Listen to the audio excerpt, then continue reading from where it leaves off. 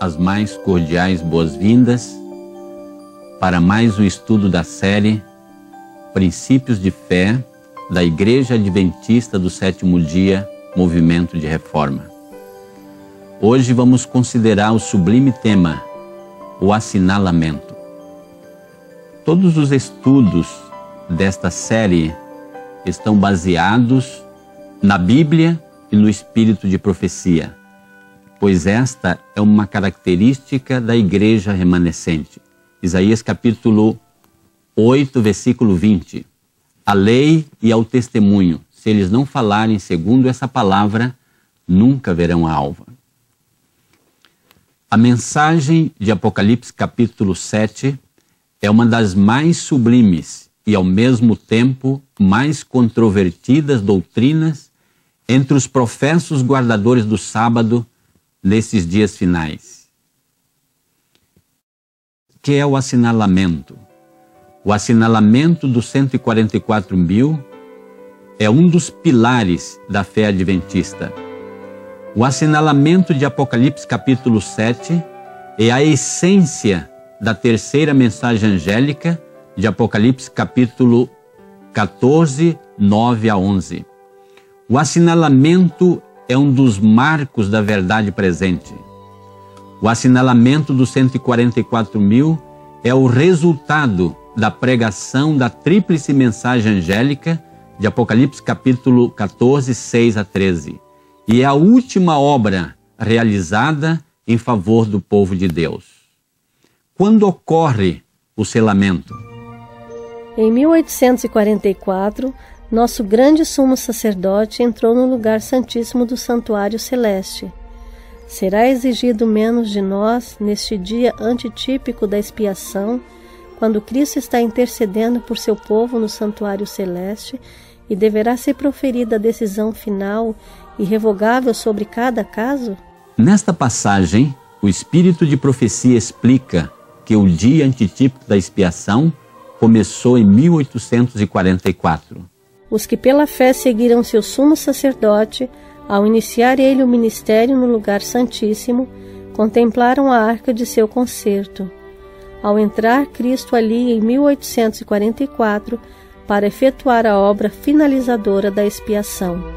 A passagem de Jesus do lugar santo para o Santíssimo, no final dos 2.300 dias, em 1844, marca o grande dia da expiação e também o tempo do assinalamento de Ezequiel 9, 1 a 11 e Apocalipse 7, 1 a 8, 13 a 17. Esse selamento dos servos de Deus é o mesmo que foi mostrado em visão a Ezequiel. João também fora testemunha dessa tão assustadora revelação. Baseado neste texto, entendemos que o assinalamento de Ezequiel capítulo 9 e de Apocalipse capítulo 7 se referem à mesma obra que teve o seu início em 1844 e prossegue enquanto Jesus ministra no Santíssimo do Santuário Celestial. Que é o selo? O selo de Deus encontra-se relacionado com a lei de Deus. O selo de Deus é parte de sua lei, que contém o seu nome ou o título descritivo, mostrando quem é ele, a extensão do seu domínio e o seu direito de governar. Podemos encontrar na lei de Deus o seu nome, o seu cargo e o território sobre o qual ele domina. Todos esses atributos são encontrados num único mandamento, o sábado, o quarto mandamento da santa lei de Deus. Somente esse mandamento revela sua identidade e sua relação para conosco como nosso Criador. Notemos. Em 6 dias fez o Senhor o céu e a terra, e o mar, e tudo que nele há. Êxodo 20, 8 a 11. Aqui Deus se declara o Senhor Jeová, ou aquele que existe por si mesmo. O Criador, ele fez o universo, céu, terra, mar e tudo que nele há. De todos os 10 preceitos, só o 4º contém o selo do grande legislador, Criador dos céus e da terra. Outra vez deve o anjo destruidor passar pela terra. Deve haver um sinal sobre o povo de Deus, e esse sinal é a observância de seu santo sábado. Os inimigos da lei de Deus, desde o ministro até o menor dentre eles, têm nova concepção da verdade e do dever. Demasiado tarde, veem que o sábado do 4º mandamento é o selo do Deus vivo. Estes textos confirmam claramente o que mencionamos, que no 4º mandamento encontramos o selo de Deus. Ali encontramos as características de um selo. Tomemos a decisão correta, aceitando o selo de Deus. Quantos serão selados? E ouviu o número dos assinalados, e eram 144.000 assinalados, de todas as tribos dos filhos de Israel. Apocalipse 7, 4. E olhei, e eis que estava o Cordeiro sobre o monte Sião, e com ele 144.000, que em suas testas tinham escrito o nome de seu pai. Apocalipse 14, 1. O apóstolo ouviu e viu o número dos assinalados. Vi anjos indo rapidamente de um lado para o outro no céu. Um anjo com um tinteiro de escrivão ao lado voltou da terra e informou a Jesus que sua obra estava feita e os santos estavam numerados e selados. Como numerar algo indefinido? O texto é claro em afirmar que estavam numerados e selados. Todos os casos foram decididos para a vida ou para a morte. Cristo fez a expiação por seu povo e apagou seus pecados. O número dos súditos completou-se. Número completou-se. Como se completa algo que não tem um limite indefinido? Temos aqui outra prova de que existe um número definido que se completará. Os santos vivos, em número de 144.000, reconheceram e entenderam a voz, ao passo que os ímpios julgaram fosse um trovão ou terremoto. Ao declarar Deus a hora, verteu sobre nós o Espírito Santo, e nosso rosto brilhou com o esplendor da glória de Deus, como aconteceu com Moisés, na descida do monte Sinai.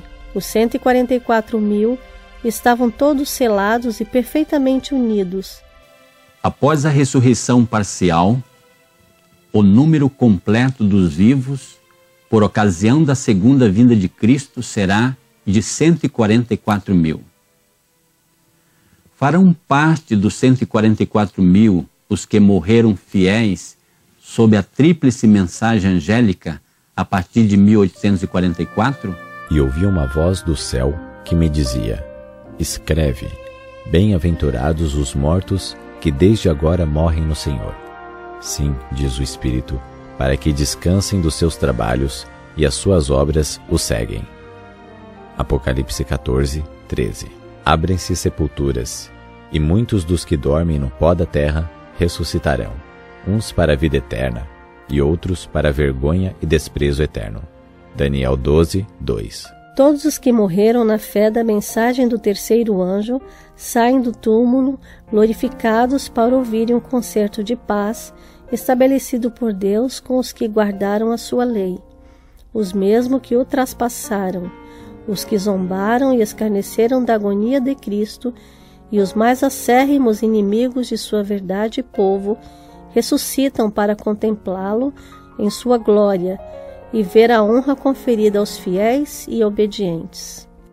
Estes textos esclarecem que os que morreram firmes na prática da tríplice mensagem angélica ressuscitarão antes da segunda vinda de Cristo, no começo da 7ª praga, completando assim o número dos 144.000.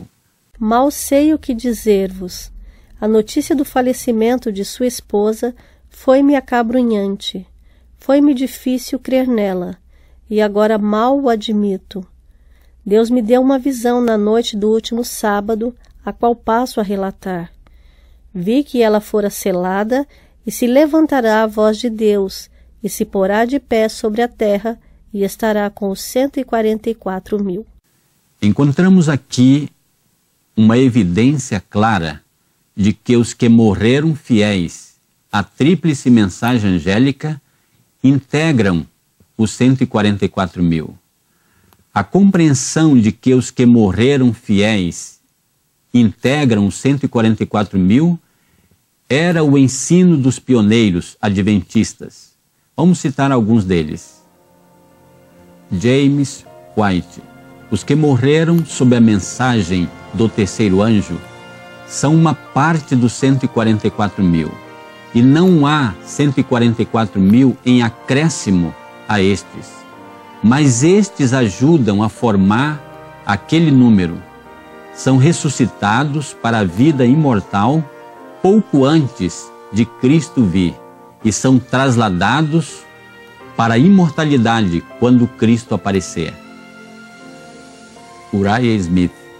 Os que morreram depois de se ter identificado com a mensagem do terceiro anjo são evidentemente contados como uma parte dos 144.000, porque esta mensagem é a mesma que a do assinalamento de Apocalipse capítulo 7. E por essa mensagem só foram selados 144.000. Mas há muitos que tiveram toda a sua experiência religiosa sobre esta mensagem, mas caíram na morte, morreram no Senhor, por isso são contados como selados. Porque serão salvos, mas a mensagem resulta no assinalamento só de 144.000. Portanto, estes têm de ser incluídos neste número. Sendo ressuscitados na ressurreição parcial de Daniel 12:2, Apocalipse capítulo 1, versículo 7, que ocorre quando a voz de Deus é proferida do templo no início da 7ª e última praga. Embora tenham passado pela sepultura, pode finalmente dizer-se deles que dentre os homens foram comprados. Apocalipse capítulo 14, versículo 4. Isto é, dentre os vivos, porque a vinda de Cristo os encontra entre os vivos, aguardando a mudança na imortalidade, com os que não morreram, e como se eles próprios nunca tivessem morrido. As profecias de Apocalipse, página 302. A fidelidade ao Senhor e sua verdade é uma das características fundamentais dos assinalados. Mesmo vivendo no meio de uma geração infiel e corrompida, esse grupo se mantém, pela graça de Cristo, leal nos mínimos aspectos da vida cristã. O remanescente de Israel não cometerá iniquidade, nem proferirá mentira, e na sua boca não se achará língua enganosa. Sofonias capítulo 3, versículo 13. Os que vencem o mundo, a carne e o diabo, serão os agraciados que receberão o selo do Deus vivo. Como filhos obedientes, sede vós também santos em toda a vossa maneira de viver, porquanto está escrito: sede santos, porque eu sou santo. 1 Pedro 3, 13 a 16. Estes textos evidenciam que os que foram assinalados preencheram as condições estabelecidas por Deus, venceram o mundo, a carne e o diabo, permanecendo fiéis a Deus em todos os aspectos da vida cristã. Um solene apelo. Porque se a palavra falada pelos anjos permaneceu firme, e toda transgressão e desobediência recebeu a justa retribuição, como escaparemos nós, se não atentarmos para uma tão grande salvação, a qual, começando a ser anunciada pelo Senhor, foi-nos depois confirmada pelos que a ouviram. Hebreus 2, 2 e 3. O que estáis fazendo, irmãos, na grande obra de preparação? Os que se estão unindo com o mundo estão se preparando para receber o sinal da besta. Os que desconfiam do eu, que se humilham diante de Deus e purificam a alma pela obediência à verdade, estão recebendo o molde divino e preparando-se para receber na fronte o selo de Deus. Quando sair o decreto, e o selo for aplicado, seu caráter permanecerá puro e sem mácula para toda a eternidade. Agora é o tempo de preparar-nos. O selo de Deus jamais será colocado à testa de um homem ou mulher impuros, colocado à testa de um homem ou mulher cobiçosos ou amantes do mundo. Jamais será colocado à testa de homens ou mulheres de língua falsa ou coração enganoso. Todos os que recebem o selo devem ser imaculados diante de Deus, candidatos ao céu. O tempo do selamento é muito curto e logo passará. Agora, enquanto os outros 4 anjos estão contendo os ventos, é o tempo de fazer firme a nossa vocação e eleição. Procuremos com todo o poder que Deus nos tem dado, está entre os 144.000. Dentro em pouco será colocado o selo de Deus em cada um de seus filhos. Oxalá ele seja colocado em nossas frontes. Quem pode suportar o pensamento de ser passado por alto quando o anjo se puser a selar os servos de Deus em suas frontes? Após considerarmos este solene estudo, concluímos que o assinalamento está em andamento desde 1844 e logo terminará. E o Senhor nos convida, nesses poucos momentos de graça, a fazer paz com Ele, aceitando o seu perdão e a sua graça, para que vivamos em harmonia com a verdade presente, que nos capacitará a fazer parte deste grupo especial, que serão os recepcionistas de Jesus quando Ele vier por ocasião da sua segunda vinda. E naquele dia se dirá: eis que este é o nosso Deus, a quem aguardávamos, e Ele nos salvará. Este é o Senhor, a quem aguardávamos. Na sua salvação gozaremos e nos alegraremos. Isaías 25, 9. Concluímos essa preciosa e soleníssima mensagem com a saudação apostólica. A graça do Senhor Jesus Cristo e o amor de Deus e a comunhão do Espírito Santo seja com todos vós. Convido você agora para orar comigo. Carinhoso Pai que estás nos céus, em nome de Jesus nos ajoelhamos ante a Tua amável presença para Te render gratidão pelo privilégio de conhecer a Tua preciosa verdade e de termos aceitado a Jesus como nosso Salvador pessoal. Suplicamos uma bênção especial para todos os que assistiram estas preciosas mensagens. Dá-nos a graça de compreendê-las e pormos em prática esses preciosos ensinamentos em nossa vida diária. E no final da nossa peregrinação, salva-nos para o Teu reino. Dá-nos a unção do Teu Santo Espírito para operar a nossa transformação. Todas essas bênçãos Te pedimos e agradecemos em nome de Jesus. Amém. Os 144.000 da vida temporal guardaram a lei até um dia, venceram todo o mal. E 144.000 estavam loucos a cantar. E 144.000 com harpas entoar. E ao Cordeiro seguirão, suas primícias são seu belo